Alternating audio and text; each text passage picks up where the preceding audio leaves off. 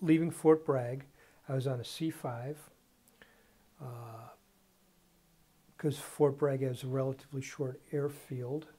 The C-5 couldn't top off with fuel, so the goal was to go up to a small airfield in Massachusetts. We were going to top off and then shoot overseas. Pretty much the airlift at the time was stressed out because we deployed, fairly late, like January or something of that year, and they had been going full bore since August, since the ground invasion.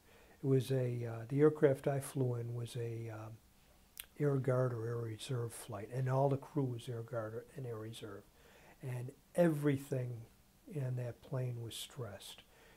For example, the little light bulbs that they have above the seats, all of them were burned out, and there was none in inventory anywhere because everything was tapped out.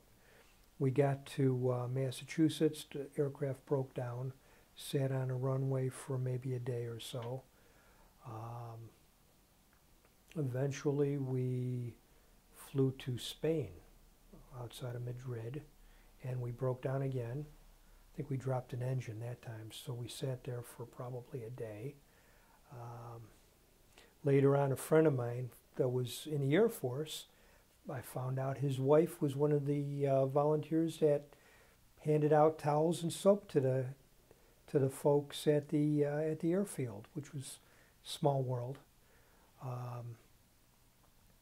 And once we got the engine replaced, the thing was waiting for the right time to be able to fly into Saudi so that we could land during the day, because at the time they had scuds going off, and the concern at that time was they didn't want a pilot to have to worry about putting on his mask as he's trying to land a plane in the dark. And so timing was real important.